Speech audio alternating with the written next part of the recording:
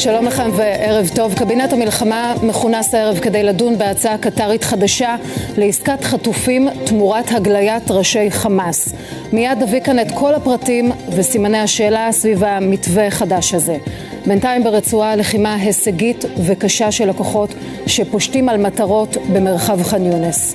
הבוקר הותר לפרסום שמו של לוחם צה"ל שנפל בקרבות. רב סמל במילואים אלקנן נוילנדר, בן 24 מאפרת, חובש קרבי במפקדת אוגדה 99. יהי זכרו ברוך. אנחנו פותחים בתגובה של חמאס להצעה המאוד ראשונית של קטר, ואליאור לוי, ראש התחום הפלסטיני. הערב בחמאס דוחים לחלוטין את אותה הצעה להגליית בכירים. נכון, קטר אומר, אוסמה חמדאן, בכיר חמאס, אומר אין הצעה קטרית על הגליית בכירי חמאס מרצועת עזה, וכל הרעיון של פירוק ההתנגדות החמושה מרצועת עזה הוא נאיבי ולא מודע. מבחינת אוסמה חמדאן, והוא אומר את זה ממש בדקות האחרונות, מיכל, עד לרגע זה אין דיון על שום יוזמה, ואנחנו מחויבים לעמדה שלנו.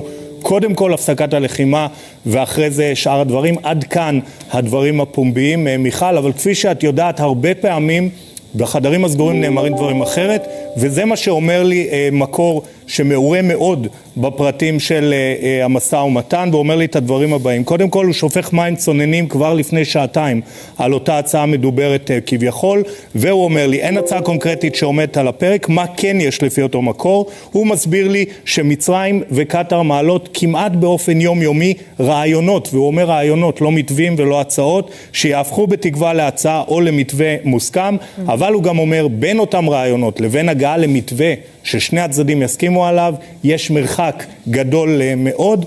ועוד מילה אחת, מיכל, לגבי עניין ההגליה. הגליה של בכירי חמאס נכונה לבכירי חמאס מאוד מסוימים. יש את יחיא סינואר שהוא מנהיג חמאס בעזה, ומוחמד דף שהוא ראש הזרוע הצבאית של חמאס ברצועת עזה.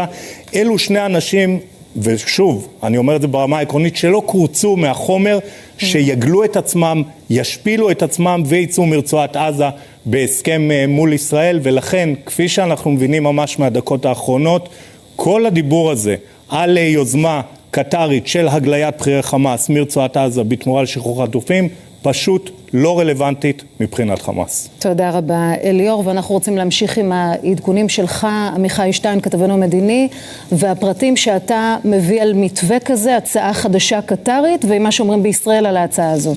נכון מיכל, בואי קודם כל נראה את הרעיון הקטרי, ואני אסביר עוד מעט למה אני קורא לזה רעיון כפי שיוצג לפחות בדקות הקרובות בפני הקבינט. אז זה מדבר על שחרור כל החטופים, הגליית ראשי חמאס מעזה והפסקת המלחמה ונסיגה ישראלית. עכשיו, למה בישראל קוראים לזה רעיון?